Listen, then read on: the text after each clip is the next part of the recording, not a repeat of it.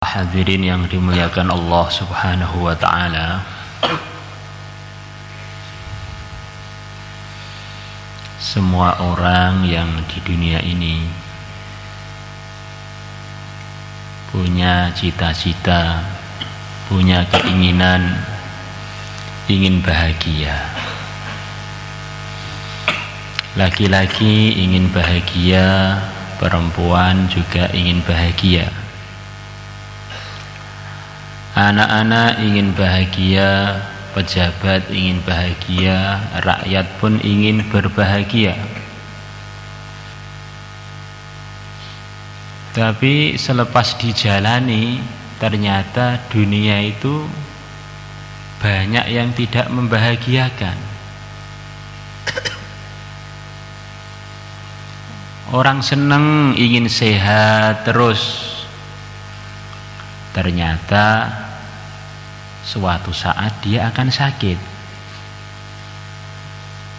Para raja-raja, pejabat-pejabat ingin terus jadi raja, jadi pejabat, ternyata suatu saat dia pensiun. Suami istri ingin berbahagia, dunia adalah milik kita berdua, ternyata suatu saat salah satunya meninggal.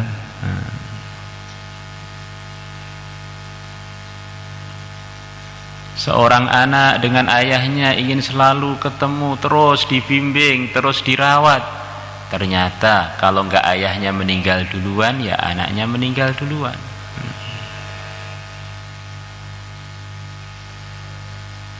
Ternyata dunia ini tidak bisa memuaskan hajat-hajatnya manusia dengan sempurna. Semua kebahagiaan, kesenangan di dunia mesti dicampur dengan kesusahan.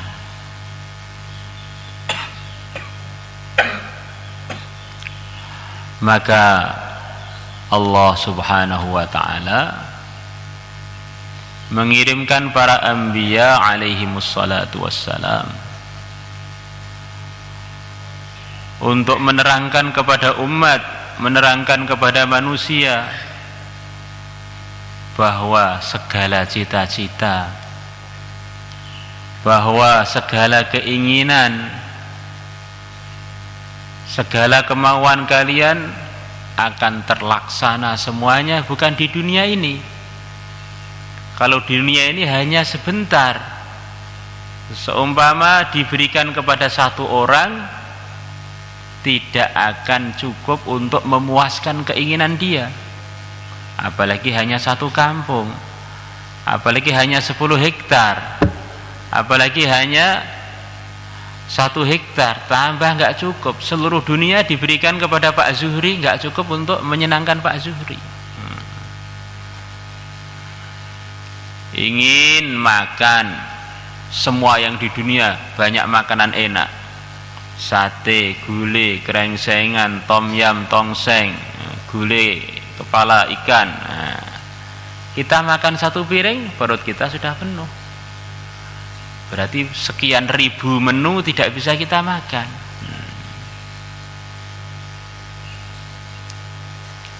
Kita ingin punya tanah luas di seluruh dunia, semuanya mau kita tinggali. Ternyata 1 kasur sudah cukup untuk kita, yang lainnya untuk orang lain. Kita ingin seluruh mobil, kereta kita miliki semua. Ternyata kita punya 100, yang kita naiki hanya 1 kursi. Masya Allah, nggak cukup untuk memuaskan nafsu kita itu. Kita ingin hidup selama-lamanya di dunia.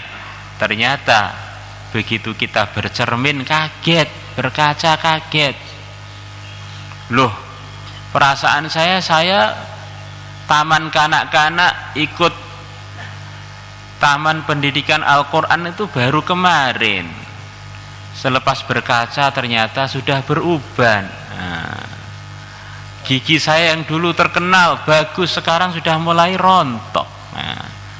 Kulit saya yang dulu berkilau, orang-orang bilang ganteng amat, begitu saya bercermin sekarang amit-amit.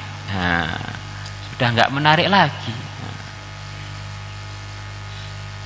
La ilaha illallah. Maka para anbiya alaihimussalatu wassalam datang kepada umat, kalau kalian ingin bahagia selama-lamanya, itu ada satu tempat selepas dunia, namanya surga. Di sana ada kenikmatan yang kekal abadi selama-lamanya, sehat yang tidak ada sakit selama-lamanya, bahagia yang tidak ada susah selama-lamanya, istri suami yang memuaskan selama-lamanya, teman-teman yang baik yang tidak ada yang nyeleweng dan nakal, temannya para nabi, para rasul, para syuhada, para salihin selama-lamanya. Bahkan di sana kita diizinkan untuk menghadap kepada pencipta seluruh keindahan, pencipta seluruh kelezatan, pencipta kita semua, Allah subhanahu wa ta'ala, yang kenikmatannya, pertemuannya sudah tidak bisa dibayangkan, keindahannya, kelezatannya. Wujuhu yawma idzin nadhirah ila rabbiha nadhirah. Muka-mukanya ahli surga cemerlang, begitu tampak bahagia, karena mereka baru saja ketemu dengan Tuhannya. Para hadirin, dicitrakan dalam beberapa riwayat hadis cerita mengenai keindahan makhluk Allah yang bernama bidadari. Seumpama tangannya bidadari dikeluarkan di antara langit dan bumi, maka putihnya tangannya akan mengalahkan matahari di dunia. Harumnya tangannya akan tercium semerbak oleh seluruh penduduk dunia. Akhirnya penduduk dunia enggak jadi kerja, nengok tangan tok, bukan nengok badan, tangan saja. Nengok sampai pada ninggalkan kerjaannya, ninggalkan keluarganya. Ini baru salah satu ciptaan Allah yang bernama bidadari. Di surga, begitu penduduk surga sampai ke depan pintu surga, ngelihat pintunya saja begitu kagum, ribuan tahun di depan pintu. Itu baru pintunya. Lanasifum ra'atin fil jannati khairun minad dunya wa ma fiha. Kerudungnya wanita di surga lebih mahal dari dunia dengan segala isinya. Ini kerudungnya. Di dunia nggak ada bahkan kerudung paling harganya berapa juta paling mahal. Ini ada kerudung yang lebih mahal dari dunia dengan segala isinya. Ini kerudungnya, terus kepalanya itu bagaimana? Nah, yang dikerudungi itu bagaimana? Tentu lebih mahal. Kita sekarang beli topi kamu dengan kepala kamu mahal mana? Nah, ya mahal kepala saya. Nah, ini kepalanya wanita surga itu mahalnya seperti apa? Seumpama bidadari meludah di lautan dunia, maka lautan itu akan jadi manis melebihi madu. Maka kita tidak bisa membayangkan bagaimana nikmatnya penduduk surga ketika mereka diizinkan untuk bertemu dengan pencipta seluruh keindahan, pencipta seluruh kelezatan. Mereka berteriak-teriak Allah, Allah, Allah, saking nikmatnya. Mereka lupa istrinya, lupa istananya, lupa seluruh kenikmatan surga, karena mereka bertemu dengan pencipta seluruh kenikmatan tersebut. seluruh keindahan tersebut. Nggak mau pulang para hadirin. Akhirnya Allah normalkan keadaan mereka kembali, baru ingat anak istrinya, baru ingat keluarganya lagi, baru mau pulang ke istana-istana surga. Maka para anbiya alaihi wassalatu wassalam mengatakan kepada umat yang mulia, Nabi besar Muhammad sallallahu alaihi wasallam mengatakan kepada umat, kalau ingin bahagia yang selamanya, yang hakikatnya, wa inna daral akhirata lahiyal hayawan, kehidupan yang sejati adalah selepas dunia ini. Boleh kalian jadi pejabat, jadi raja di dunia, tapi kalau ingin terus tidak ada putus-putusnya, itu hanya di surga. Kalau di dunia nanti dikecewakan lagi. Kalau kamu ingin suami yang membahagiakan, istri yang menyenangkan selama-lamanya, azwajum mutahharah, itu bukan di dunia. Dunia sebentar aja. Waktu pengantin baru, Masya Allah, istri seperti bidadari, suami seperti Janoko menek kates. Begitu 10 tahun lepas itu sudah mulai kendor semua. 20 tahun selepas itu sudah mulai bukan hanya kendor, beruban semua.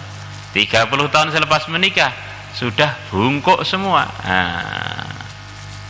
La ilaha illallah. Itulah dunia. Saya ingin kaya raya, boleh saja, tapi kaya raya di dunia hanya sebentar. Begitu kamu mati, kamu tinggal semua. Kalau ingin terus kaya di surga sana, nah, caranya mendapatkan surga pertama kali adalah kita meluruskan iman kita. Iman ini adalah satu amalan yang diperlukan oleh orang yang ingin bahagia dan beruntung, diperlukan 24 jam para hadirin. Kalau sholat 5 waktu yang wajib kita kerjakan 5 waktu cukup. Kalau zikir, seumpama kita zikir pagi petang, sudah dapat pahala, bahkan sudah mencukupi banyak hal untuk kita. Tapi kalau iman tidak para hadirin, iman harus kita bawa 24 jam di mana saja kita berada. Kalau sampai ada waktu yang tidak terisi dengan iman, na'udzubillah, kemudian kita berangkat ke akhirat, kita tidak bisa masuk surga. Amalan 24 jam. Di mana saja, waktu bahagia, waktu sengsara, waktu suka, waktu duka, iman harus selalu menyertai kehidupan kita. Beriman dengan sebenar-benarnya bahwa segala sesuatu terjadi dengan kehendak Allah. Masya Allahu kan wa man lam yasha' lam yakun. Yang tidak dikehendaki Allah tidak mungkin terjadi, yang dikehendaki pasti terjadi. Ini keyakinan ini harus mantap. Seluruh makhluk adalah diciptakan oleh Allah, digerakkan oleh Allah, diberi rezeki oleh Allah. Tanpa Allah tidak bisa buat apa-apa. Makhluk itu sebelum diciptakan tidak ada, sebagaimana sebelum tidak ada tidak bisa mendatangkan apapun, selepas ada juga tidak bisa mendatangkan apapun, kebahagiaan ataupun kesusahan, tanpa seizin penciptanya, tanpa seizin Allah subhanahu wa ta'ala. Ini keyakinan kalau nggak mantep, nanti kita akan bingung terus para hadirin, akan salah terus dalam bersikap, salah terus dalam memandang, karena perasaan kita selain Allah itu ada yang bergerak sendiri-sendiri. Tuambah kenal dengan makhluk, maka tuambah banyak bingung para hadirin. Allah letakkan kita di tempat yang penuh dengan asbab sebagai ujian. Percaya kepada asbab, apa percaya kepada Allah? Kita ini mau makan, perlu ada usaha, seakan-akan dari kita itu ada usaha membeli, usaha memasak, usaha ngambil, usaha mengunyah, usaha menelan, seakan-akan murni dari kita, padahal semuanya itu adalah digerakkan oleh Allah. Kalau kita tidak diberi keinginan, mana bisa kita ingin makan para hadirin? Kalau kita tidak beri kekuatan untuk mengunyah, bagaimana kita bisa mengunyah para hadirin? Kalau kita tidak diberi kekuatan untuk menelan, bagaimana kita bisa menelan? Berapa banyak orang masih punya mulut, masih punya otak, nggak bisa makan karena Allah tidak menghendaki dia makan. Di rumah sakit itu Masya Allah, mulutnya mirip seperti kita juga para hadirin, perutnya juga mirip-mirip, tapi nggak bisa makan. Kenapa itu? Karena Allah menghendaki dia tidak makan, maka dia walaupun ingin juga nggak bisa makan.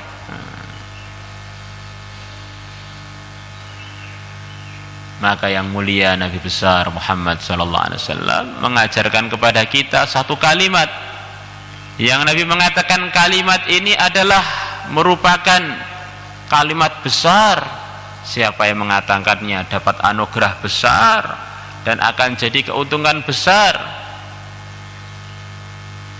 Kanzun min kunuzil jannah. Kalimat ini merupakan gudang dari gudang-gudang anugerah di surga. La haula wala quwata illa billahil aliyil azim. Tidak ada upaya, tidak ada daya tanpa ditolong oleh Allah, tanpa digerakkan oleh Allah. Saya punya tangan, saya bisa menggerakkannya. Bukan kamu bisa. Bisa itu perasaan kamu saja. Karena Allah memberikan kekuatan pada kamu dan keinginan, akhirnya kamu mampu menggerakkan tangan kamu. Berapa banyak orang di dunia ini masih punya tangan, tangannya masih menempel di jasadnya, tapi dia menggerakkannya tidak bisa. Orang-orang stroke para hadirin, itu tangannya masih nempel juga, tapi digerakkan nggak bisa. Mau digerakkan ke kanan malah maju ke kiri, mau digerakkan ke depan malah turun ke bawah. Jadi pelajaran bagi orang lain bahwa tangan itu geraknya juga atas izin Allah. Berapa kali kita dalam kehidupan kita genggam perkara di genggaman kita, tapi malah kita cari kemana-mana para hadirin. Kemana sih barang saya ini? Saya lupa naruh, ternyata kita bawa para hadirin. Kenapa? Jadi pelajaran bagi kita, kalau tangan ini oleh Allah tidak diberi kekuatan untuk merasakan, walaupun megang, ya juga nggak terasa apa-apa para hadirin. Wa fi anfusikum afala tubsirun. Dan dalam diri kalian ada tanda-tanda kebesaran pengaturan Allah, apakah kalian tidak mau melihat? La ilaha illallah. Maka selepas kita tahu segalanya adalah milik Allah, segalanya diatur oleh Allah, segalanya terjadi atau tidak terjadi atas kehendak Allah, maka tidak ada yang lebih penting melebihi usaha bagaimana Allah ridho kepada kita. Insyaallah para hadirin, hajat kita ini sebetulnya hanya satu saja, kepada Allah. Kalau Allah sudah nolong saya, beres. Kalau Allah sudah nolong saya, selesai semua masalah. Kalau Allah sudah nolong saya, mudah seluruh kesulitan.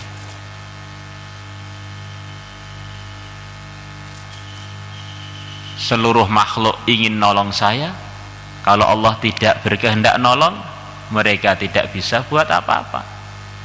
Seluruh makhluk ingin bantu saya, kalau Allah nggak bantu saya, maka tidak terjadi bantuan. Maka hajat saya siang malam 24 jam hanya kepada yang Maha Satu, Al-Wahidul Ahadus Samad, Allah Subhanahu wa ta'ala.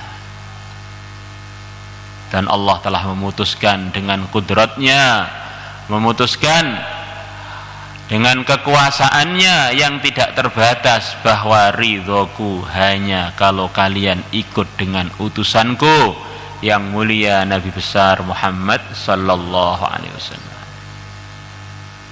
Orang yang mengaku cinta kepada Allah, orang yang mengaku ingin ditolong oleh Allah, orang yang mengaku ingin dibantu oleh Allah, jalannya hanya satu, ikut yang mulia Nabi besar Muhammad sallallahu alaihi wasallam.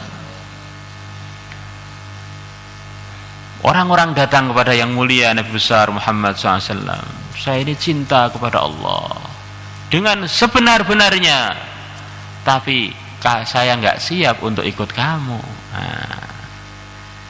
Mereka bilang begitu itu pada Nabi.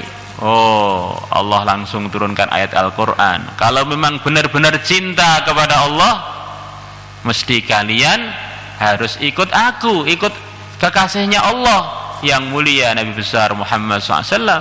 Maka Allah baru mencintai kalian dan memaafkan dosa-dosa dan kesalahan kalian. Qul in kuntum tuhibbunallaha fattabi'uni yuhibbukumullahu wa yaghfir lakum dhunubakum wallahu ghafurur rahim. Qul ati'ullaha war rasul fa in tawallaw fa innallaha la yuhibbul kafirin. Orang yang cinta tentu akan mencintai perkara yang dicintai oleh kekasihnya. Kalau ada orang mengatakan cinta kepada Allah, tandanya mesti dia akan habis-habisan untuk ketaat kepada yang mulia Nabi besar Muhammad sallallahu alaihi wasallam. Maka di dunia ini, di umat ini tidak ada orang yang lebih cinta kepada Allah melebihi Abu Bakar. Maka tidak ada yang lebih tampak taat kepada Allah, lebih nyata dalam praktek taat kepada Rasulullah melebihi beliau. Hari ini siapa yang ziarah orang sakit? Abu Bakar, saya. Hari ini siapa yang puasa? Saya. Hari ini siapa yang sedekah? Saya. Semua kebaikan telah beliau borong semua, melebihi sahabat-sahabat yang lain. Itulah orang-orang iman yang sejati.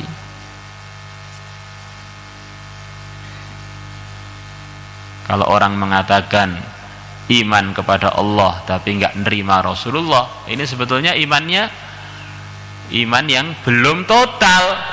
Dia merasa punya keputusan yang lebih hebat dari kehendak Allah. Allah sudah memutuskan begini, berkehendak begini, tidak akan saya ridhoi. Dia cari jalan sendiri. Dia dapat warisannya pemahaman iblis. Percaya kepada Allah, melihat istana Allah di sana, melihat keindahan-keindahan langit, bahkan sebagian riwayat pernah masuk surga juga. Tapi dalam hatinya dia ini ada protes, imannya enggak iman total. Dia merasa ada kebenaran dalam pikiran-pikiran dia melebihi apa yang telah diputuskan oleh Allah. La ilaha illallah Muhammadur Rasulullah. Maka kita usaha mengikuti beliau 24 jam. Waktu-waktu yang untuk mengikuti beliau, itulah waktu-waktu kita diridhai oleh Allah.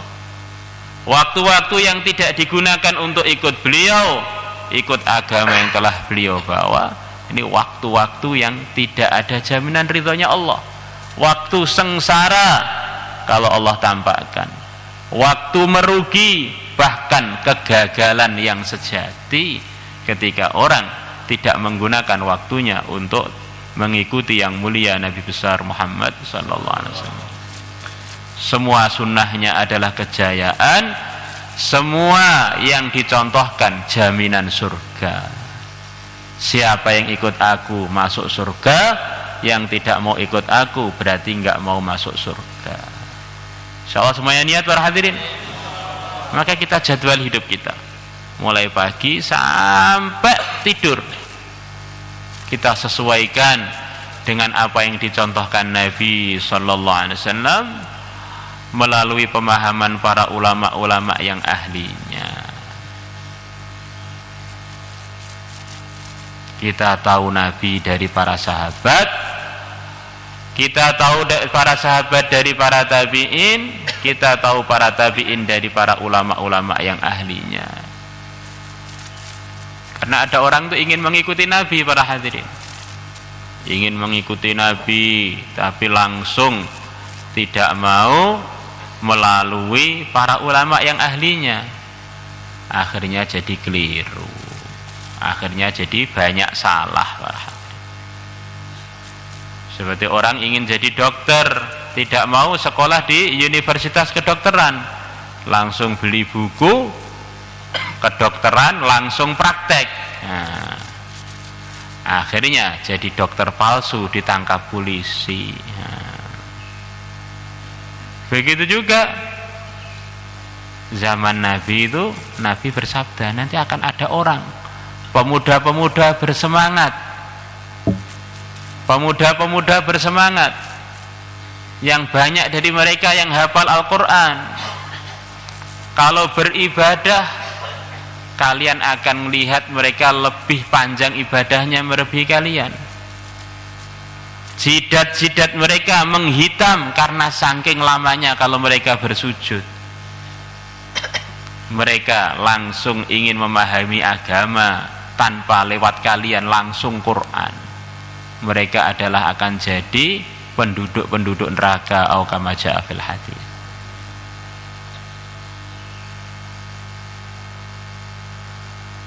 Islam masuk di mulut sampai tenggorokan mereka, tidak masuk sampai ke hati mereka. Jadi Islamnya hanya antara bibir dan antara tenggorokan, nggak sampai ke dalam jantung, nggak sampai ke dalam hati. Sejak dulu Nabi sudah menyabdakan akan ada orang yang ingin amal agama tidak melalui prosedur, bukan malah paham agama, malah merusak agama. Mereka lah yang dinamakan oleh para ulama dengan nama Khawarij. Saking semangatnya, saking josnya mereka berfatwa seluruh sahabat itu telah murtad. Nah, mereka hidup di zaman sahabat para hadirin, hidup di zaman sahabat. Termasuk pimpinan mereka Abdurrahman ibnu Muljam, seorang hafidz Al-Quran. Dia berkeyakinan pimpinan kesesatan yang ada di bumi waktu ini adalah menantunya Nabi Sayyidina Ali radhiyallahu anhu. Maka dia berangkat pagi-pagi ke masjid dengan begitu bersemangat atas pemahaman yang sesat itu.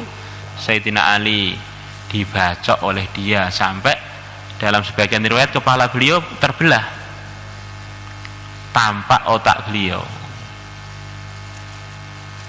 Dan yang kurang ajar ini para hadirin, Abdurrahman ibnu Muljam ini membacok Sayyidina Ali dengan membaca ayat Al-Quran. Perasaan dia ini, pengorbanan dia yang terpuncak. Dia membaca ayat, sebagian hamba Allah ada yang korban jiwa demi mencari ridha Allah. Ya aku ini orangnya. Dia membacok Sayyidina Ali sambil mengatakan, wa minan nasi may yashri nafsahu ibtigha'a mardhatillah wallahu ra'ufum bil ibad. Maka kita memahami agama melalui ahli-ahlinya, insyaallah para hadirin. Maka ada ceritanya para ulama, ada orang baca buku tanpa lewat guru, maka dia membaca satu hadis,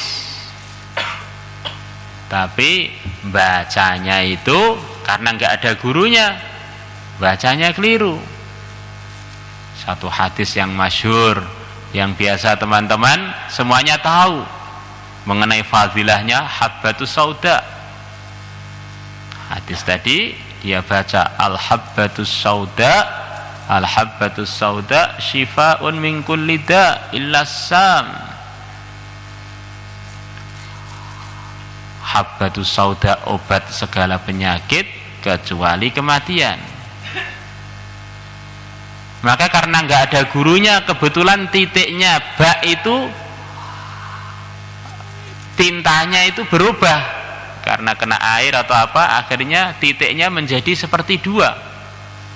Akhirnya dia membaca al-hayyatus sauda shifaa'un min kulli da'il lasam. Ular hitam. Habbah itu biji hitam, maksudnya itu. Jadi kalau al-hayyatus sauda, ular hitam. Ular hitam obat segala penyakit dari kematian. Oh, saya sekarang sedang sakit, obatnya ini ular hitam ini. Akhirnya dia cari ular hitam.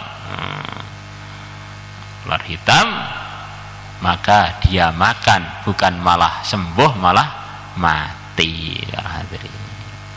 Itulah barokahnya berguru tanpa guru, berguru kepada buku. Man laisa lahu syekh fa syaikhuhu gendruwo, fa syaikhuhu syaitan. Siapa yang tidak punya guru, gurunya adalah syaitan. Insyaallah para hadirin, maka kita meluruskan iman kita kepada Allah dan meluruskan iman kita sebagaimana yang telah dituntunkan oleh yang mulia Nabi besar Muhammad sallallahu alaihi wasallam. Itulah kesimpulan seluruh rukun iman. Kemudian kita juga harus mengimani kita ini punya pedoman. Dalam hidup ini punya pedoman. Pedomannya adalah Al-Qur'an. Para ulama mengatakan di dunia ini ada dua nasihat. Satunya nasihat yang tidak berbicara, satunya nasihat yang berbicara. Nasihat yang tidak berbicara adalah kematian. Nasihati orang yang mau berpikir bahwa dunia ini suatu saat mesti akan kita tinggal. Mau tidak mau mesti kita akan meninggalkan dunia. Ya, kamu siap apa tidak? Kita siap apa tidak? Akan datang kematian dan kita tidak bisa mengelak darinya. La ilaha illallah. Kakek kita sudah berangkat, sebagian keluarga kita sudah berangkat, putra kita sudah berangkat, masa kita tidak berangkat? Darah kita ini mengalir darah-darahnya orang yang telah berangkat dari dunia.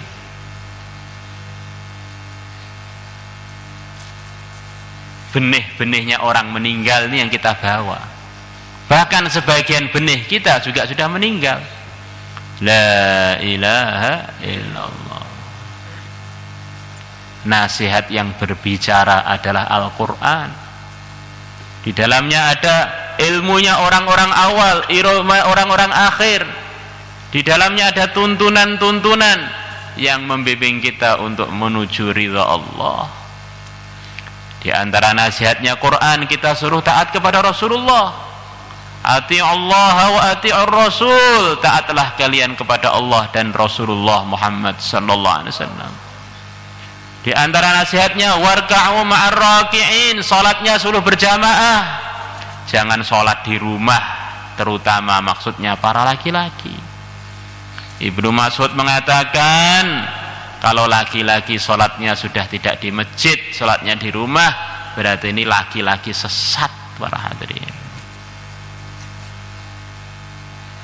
Jadi kalau orang itu sudah nggak berjamaah di masjid, kata beliau dijamin sesat nanti. Akan nyeleweng tanpa terasa jauh dari kebaikan. Kita rasakan benar sekeliling kita ini para malaikat, para hadirin. Mungkin guru kita nggak tahu apa yang kita perbuat 24 jam. Mungkin ayah kita nggak tahu, teman kita nggak tahu, tapi Allah telah tugaskan para malaikat untuk mencatat seluruh amalan kita. Kiraman katibin ya'lamuna ma taf'alun. Ma yalfidhu min qawlin illa ladaihi raqibun atid. ucapan-ucapan kita itu tidak berlalu begitu saja, ada urusannya. Maka Sayyidina Abu Bakar dan beberapa sahabat yang lain, mulutnya itu diberi kerikil untuk jadi pengontrol. Setiap mau bicara, mikir dulu, ini bicara ini kira-kira nanti kalau diurus malaikat, dicatat malaikat selamat apa tidak. La ilaha illallah. Malaikat ini nggak suka bau-bau yang tidak enak para hadirin. Maka kalau orang tuh mau ngerokok mikir nih nyakiti malaikat apa tidak.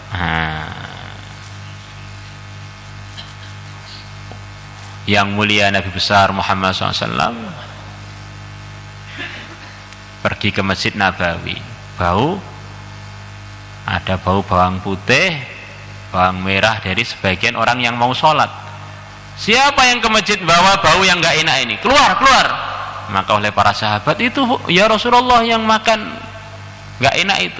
Maka oleh Nabi suruh mengeluarkan, didorong oleh sahabat-sahabat itu sampai ke Baqi'. Baqi' dengan masjid Nabi waktu itu ya hampir 1 kilo mungkin para hadirin. Ya, didorong keluar dari masjid, ini nggak boleh yang bau-bau busuk ini. Ini mengganggu suasana malaikat di masjid. Kita sekarang kalau mau menghadap raja, mendapat pejabat presiden, pakai baju wangi, setrika, mulutnya yang biasanya nggak pernah sikatan, bersikat sampai 100 kali, sampai giginya itu linu semua. Kenapa? Mau menghadap sang raja. Nah, ini malaikat-malaikat ini hamba-hamba Allah yang suci, yang lebih mahal di sisi Allah melebihi banyak raja para hadirin. Ini menemani kita di mana saja. Maka termasuk tidak adab kalau kita ini tidak menjaga mulut kita, sikap kita, omongan kita, ini semuanya dicatat oleh mereka. Insyaallah para hadirin. Kemudian kita ini juga kita rasakan benar dunia ini perjalanan para hadirin, bukan akhir. Akhir dari seluruh manusia ini fariqum fil jannati wa fariqum fis sa'ir. Sampai sebagian akan ke surga, sebagian akan ke neraka. Sebelum itu belum akan selesai perjalanan kita. Apa yang telah kita siapkan untuk perjalanan yang panjang itu? Semua persiapan tidak laku, tidak ada gunanya selain dengan mengikuti yang mulia Nabi besar Muhammad SAW, ikut Islam, mempraktekannya, mengamalkannya, memperjuangkannya. Insyaallah para hadirin. Kemudian rukun iman yang terakhir, kita ini harus yakin segala sesuatu itu sudah diprogram oleh Allah. Dan programnya Allah kaitannya dengan ilmunya Allah. Wa kana Allahu bikulli syai'in muhita. Allah itu mengetahui segalanya lengkap sempurna. Maka keputusan Allah tidak mungkin akan ada yang tidak pas ataupun keliru. Kalau kita ini para hadirin, ilmu kita terbatas, pengetahuan kita ini sangat terbatas. Dan pengetahuan kita ini kebanyakan informasinya dari panca indera yang 5, dari pandangan, dari pendengaran, dari penciuman, peraba, pembau. Itulah informasi yang masuk di otak kita, kita simpulkan. Ilmu kita kebanyakan dari itu. Maka kita mandang 100 meter aja sudah nggak jelas. Maka orang-orang mengandalkan pandangan dia, mesti dia akan banyak keliru memandang. Maka sekarang ada alat-alat bantu pandang, kacamata, apa itu, teleskop, apa-apa, macam-macam alat. Manusia ngakui pandangannya terbatas, pendengarannya juga terbatas. Dengar 100 meter sudah kurang jelas. Ada kucing ngeong-ngeong dikira suara bayi, ada suara bayi ternyata suara kucing, dan seterusnya. Banyak keliru para hadirin.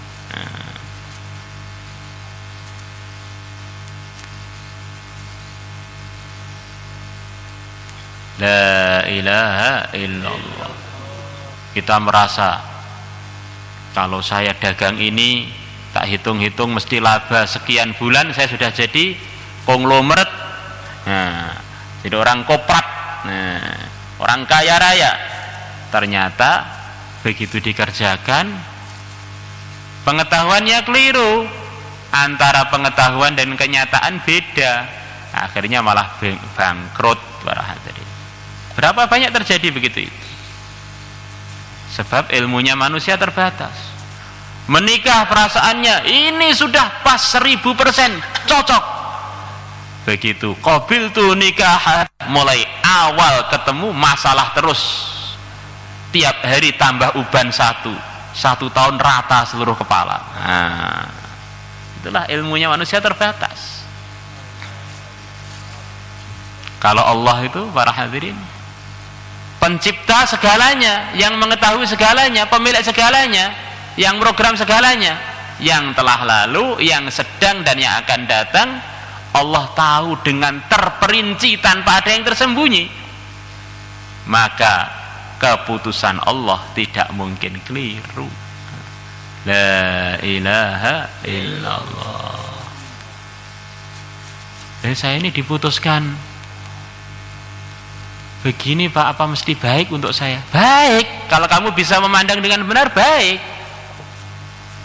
Saya diputuskan enggak laku-laku nikah, apa ya kira-kira ini baik untuk saya? Baik.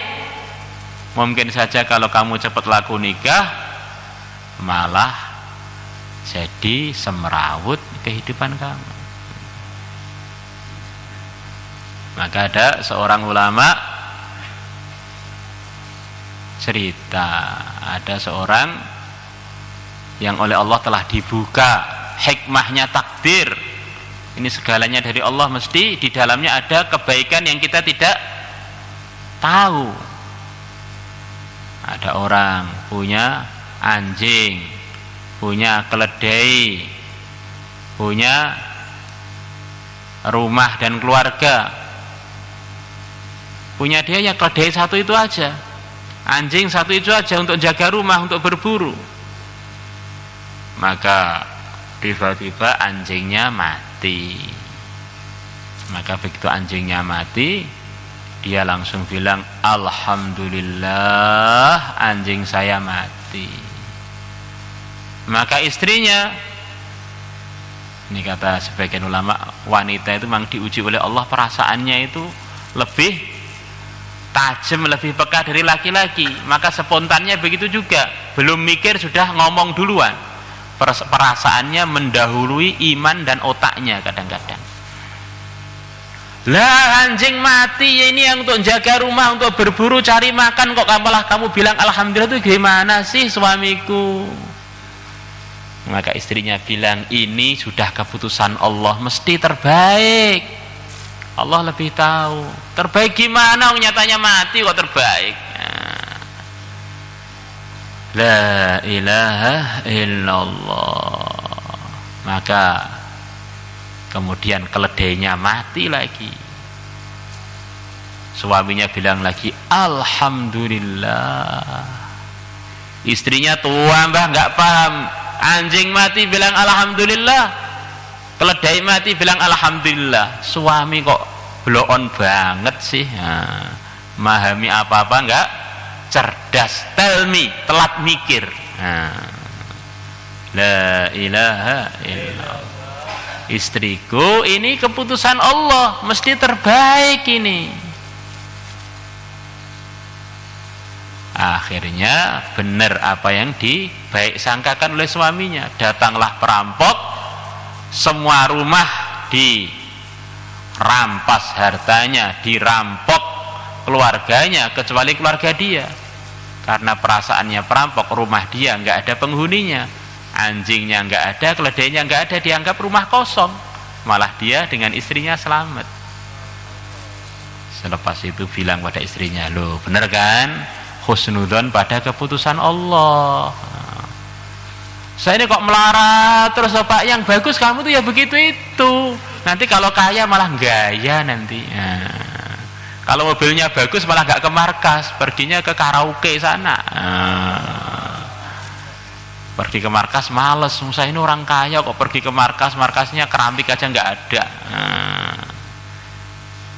Santri-santri kadang-kadang, saya ini kok weselnya sering seret, masya Allah, syukuran itu yang terbaik untuk kamu. Kalau lancar gluyur terus.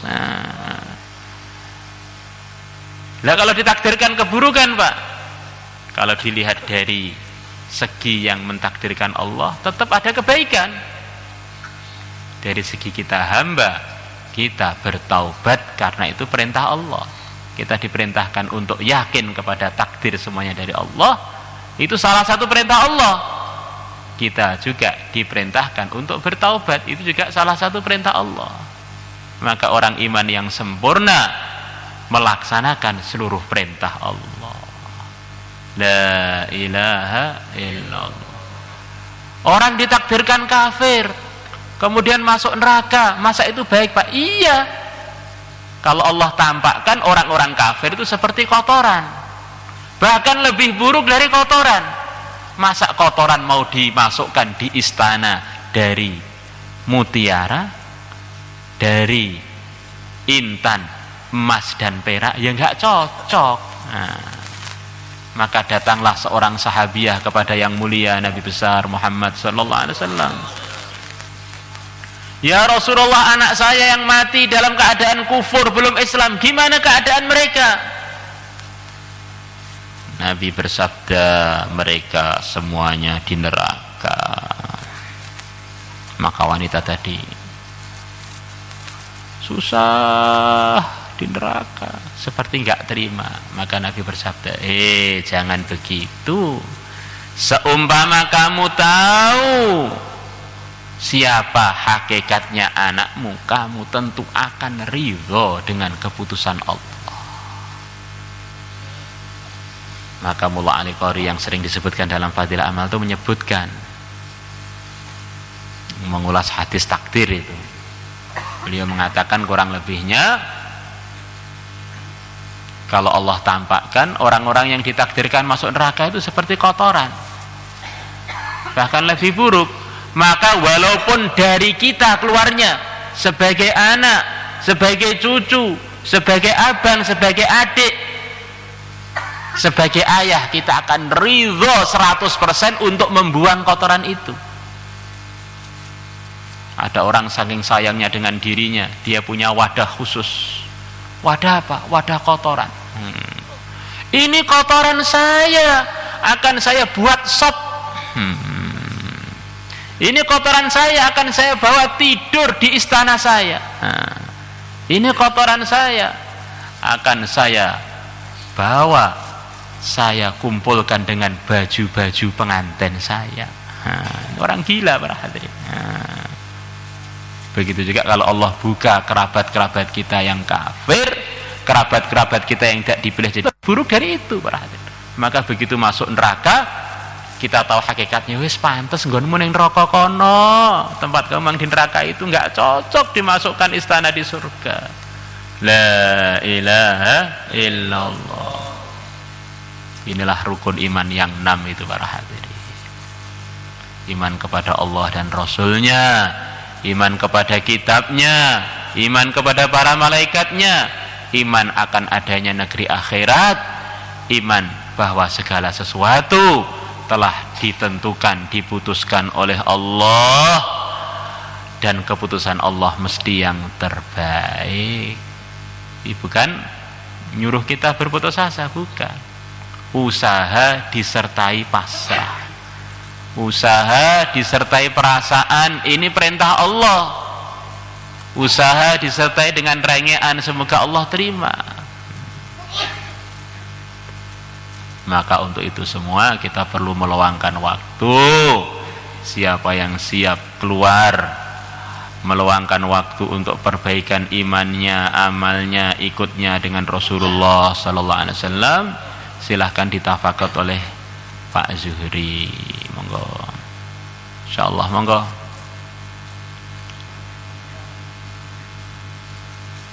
Semuanya niat para hadirin insyaallah. Kurang lebihnya minta maaf. Assalamualaikum warahmatullahi wabarakatuh. Allahumma salli wa sallim ala